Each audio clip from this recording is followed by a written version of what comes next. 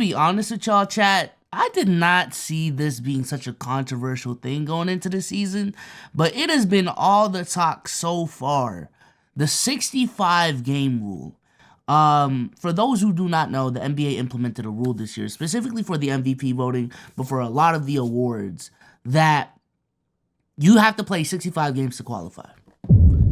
You have to play 65 games to qualify for an award, and if you do not reach that requirement, you're disqualified. So you can have the greatest season in the world, and hey, if you don't meet that criteria, you're cooked, buddy. So the center of attention is one Joel Embiid. Joel Embiid, reigning MVP, is having a monster, historic season. So literally the exact example that I just named, right? You can have the greatest season in the world, but if you don't reach that 65 games, you're disqualified. Real quick, I want to shout out the sponsors of this video, PrizePicks, my personal favorite way to play daily fantasy sports. So all you got to do is sign up for an account and download their app or go on their website. They got a bunch of different sports up top. We're going to go to NBA because we love basketball over here. Bunch of games tonight. We got the Charlotte Hornets facing the Bulls, the Wizards facing the Clippers, and I'm going to be honest, Jordan Poole has been struggling like crazy this season, so I'm going to go less on the Jordan Poole points. And I don't know, I feel like James Harden's going to have a pretty big game today, so I'm going to give him the more on his points as well. I'm going to put a calm $5 on it, place entry, and there you go. That is how you place an entry. And thanks to our friends over at PrizePicks, if you guys use code SLZ, they will match up to $100 on your first deposit. So if you put in 100, they'll give you 100, and now you got $200 to play with. Links will be in the description for that, and once again, shout out to PrizePicks for sponsoring this video. So it begs the question, and the conundrum is, does this rule devalidate? Is that the right word? Devalue these awards because it doesn't end up being given to the right person, because there could be a dude who plays 60 games. There could be a dude who plays 64 games who could average 50, 30, and 15, win 73 games, but because he played not 65 games, because he didn't play 65 games, he can't win the award. So obviously, Joel Embiid is not doing that, but just to recap Joel Embiid's season so far, Joel Embiid, we're looking at 35 points, we're looking at 11 rebounds, we're looking at 6 assists. I know I just said it so nonchalantly, but 35, 11, and 6, along with 2 blocks. Shooting 53% from the field, 37% from 3, and 88% from the line. Going to the line as well, around 12 times a game, while having a winning record. Like I think they're 29-17. They're well over 500. In my opinion, they are a legitimate team within the Eastern Conference. By a lot of people's metrics and expectations, is a player overachieving even after the monster season that he had last season, right? So yeah, Joel Embiid having a crazy season. Barring health, looking at MVP ladders, 34. Nah, I was looking at 34. We're 43, 45 games into the season. Joel Embiid is leading a lot of those ladders. He is the front runner for MVP. However, the problem is Joel Embiid is closing in on that 65 game line, right? He's closing in on that 65 game line. So far this season, Joel Embiid has missed, out of the 18 games that you can miss, 17 games that you can miss. 1, 2, 3, 4, 5, 6, 7, 8, 9, 10, 11, 12. So Joel Embiid, from this point forward, to qualify for the award, can only miss 5 more games. He can only miss 5 more games. And this is also coming from, specifically today, as of the recording of this video, a game against the Golden State Warriors where Joel Embiid, by everyone's accounts of who watched the game, unfortunately it was a little too late for me, so I didn't watch the game. It looked forced. It looked like Joel Embiid knew he was closing in, and the Philadelphia 76ers knew he was closing in on this 65 game limit, 65 game threshold, or 17 game threshold, excuse me. That's probably the better term. And they forced him to play. Side note, boy, if this was the Celtics. Oh God. And Draymond Green, right after last night's game, went on the Draymond Green podcast and had this to say. Joel playing tonight felt very much so because of the 65 game limit. Well, I think it's actually quite bullshit. Guys didn't face those rules before, but those same all NBA teams, those same MVP awards lists, Defensive Player of the Year, those lists are the same. I once lost a Defensive Player of the Year award to Kawhi Leonard, and I think he played 51 games. In turn, you get Joel, who comes out there tonight and he forces it. And Freak played with him and JK diving for the ball, but maybe it's not as bad if the knee isn't already banged up. I don't really bang with it. And now we got one of our premier faces in this league, the MVP of our league, possibly hurt for an extended period of time because he's forcing it. I'm just I'm curious as to why he brought up the Kawhi Leonard point. For one, he just flat out lied. Whatchamacallit?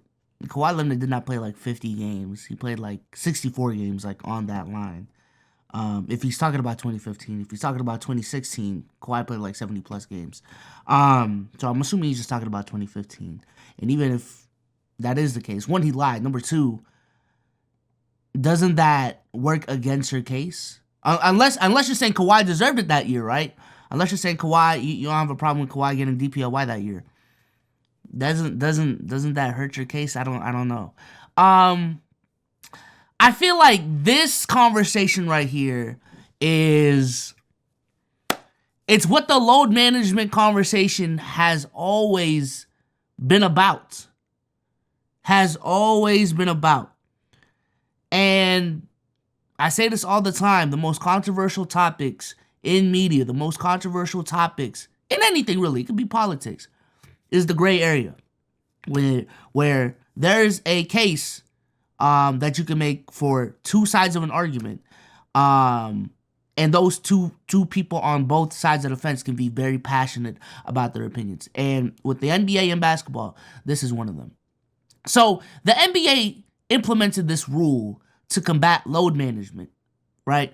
For the last couple of years, the big conversation has been NBA teams resting players so that they don't get injured as much, so that going into the playoffs, they are healthy, because for a lot of fans, for teams as well, for their jobs and just for their expectations, the NBA playoffs are really where it matters. So they'll rather, a player sit a bunch of games in the regular season so they can be healthy for the playoffs. In theory, now there's even a conversation around that, right? Like, does that actually work? Some people have even made the case that load management doesn't even work for its desired purpose. But regardless, this has been a problem going on with the NBA. The NBA deemed it as a problem that teams are sitting NBA players when they should be playing because of the logistics of it. I don't know if you've gone to an NBA game recently, but them shits are mad expensive, especially if you get good tickets. Specifically, a couple nights ago, when Joel Embiid went to Denver, and Joel Embiid did not play because of an injury, and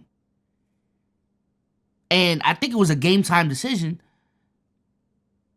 I wouldn't be mad because I would understand it, but I would be disappointed with the fact that, I came to see the Denver Nuggets versus the Philadelphia 76ers play. I understand it's a team sport, it's a team game, and I'm probably still going to get a good game out of this. But let's not act delusional and act like we don't go to certain games to see certain players. Let's not act like if I'm going to Philadelphia, let's not act like if I'm going to Philly versus Denver, I'm not there to try to see Joel Embiid and Nikola Jokic duke it out. Let's not act dumb here. Right? Let's not act dumb here. But the conversation going back to the 65 game rule is just that. right? We are stuck in this conundrum of Joel Embiid, given his injury, probably should not be playing. He probably shouldn't. You know, injuries are a serious thing. Joel Embiid's injury history is concerning. He didn't play the first 2 years of his career because of injuries, and he's been an injury-prone player historically speaking. If we look at Joel Embiid's career, right, the most games he's ever played was 68 games. So the most he's ever played is just 3 games above that limit. Aside from that, 66, 1 game above the limit. 51, this was a 72 game season, but he still missed 20 games. 2020, 51 again. 64, 63 his rookie season, he played 30. Joel Embiid is a guy that just does not play games. But I think it's just important to understand, and this is my main takeaway with this conversation. There's give and goes to everything. There's pros and cons to everything, right? If you don't implement this rule, you not de-incentivize, but people will just keep on load managing because there's no repercussions to it, right? The same problems that the NBA has been having over the last couple of years of teams resting their players, that'll continue going on unchecked, right? And so far this season, some of the players that we typically know as players who load manage are having the healthiest seasons of their career. This has been one of the seasons where they play a shit ton of games. When we look at Anthony Davis, a guy known for, Charles Barkley called him Mr. Street Clothes, right? Anthony Davis has played the second most games on the Los Angeles Lakers, and has only missed, well, he's actually out day-to-day right now, unfortunately. But Anthony Davis has only missed 3 games. Now, does that have something to do with the rule? Is it a correlation does not equal causation thing? Maybe it is. But I'm just, let's just roll with it. Anthony Davis having a healthy season.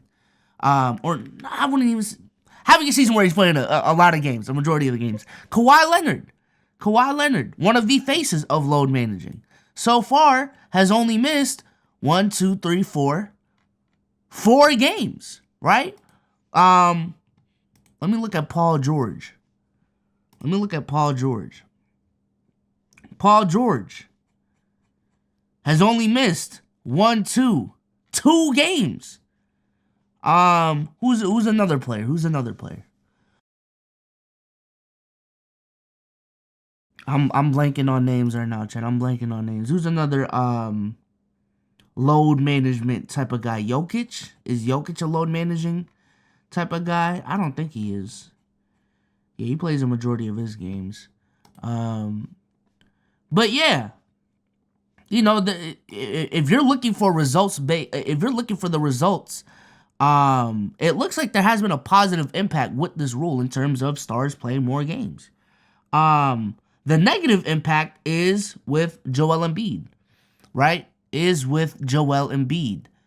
is a guy who, historically speaking, on the high end of his career, plays just a little bit above the 65 game mark.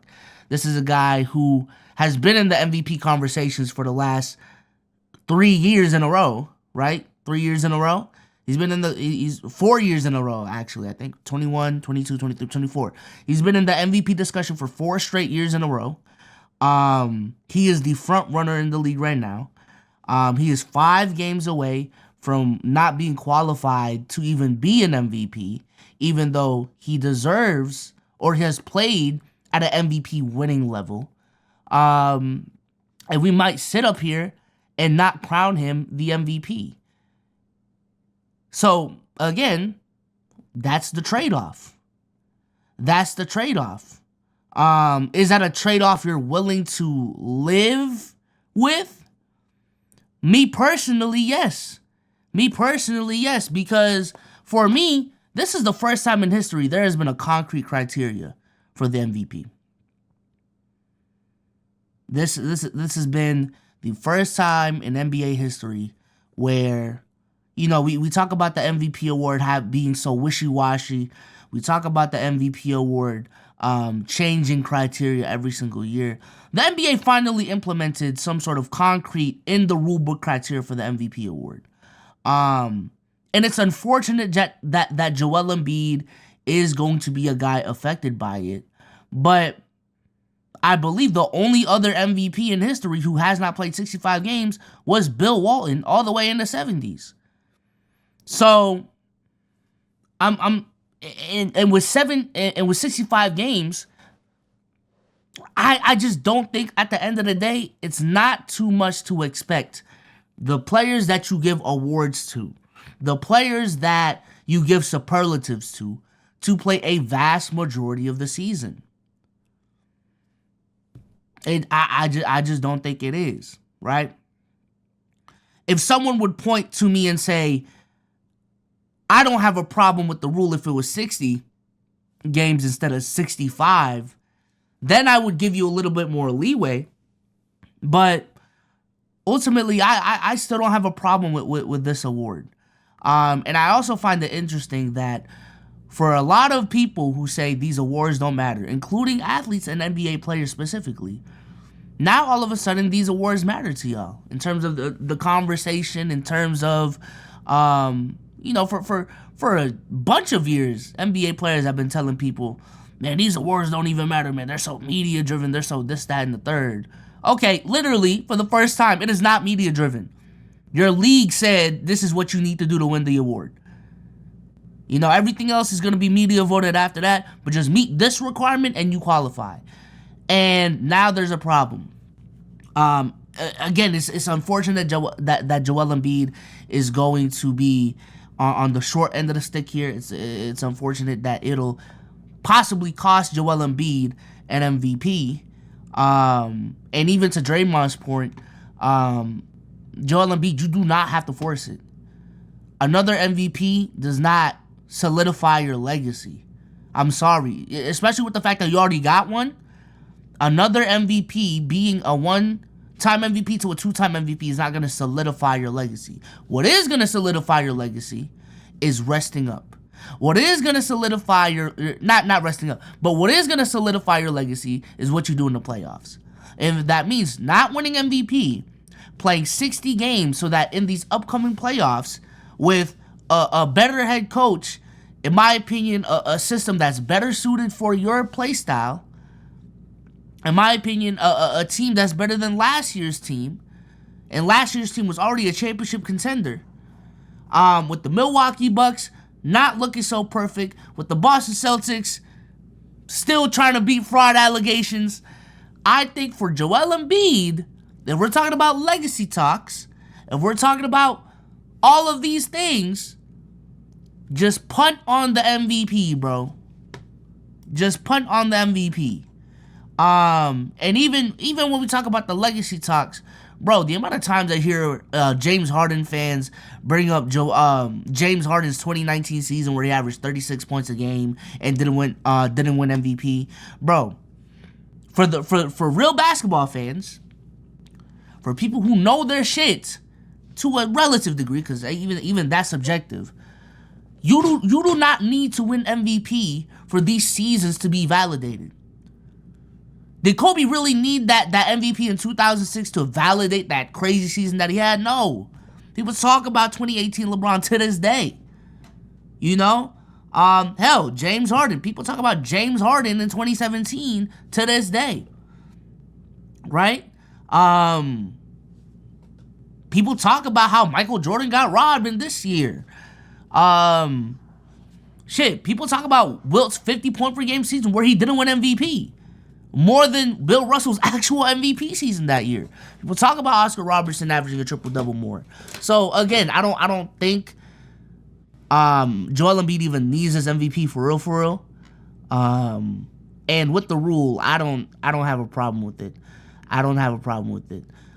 If there is a problem, it is on the teams for not being more adamant on these players sitting out, and telling them that the awards don't really matter for real. But yeah, that's my thoughts. That's my thoughts on it. Let me know what y'all think in the comment section down below. And I'm out, man. Peace.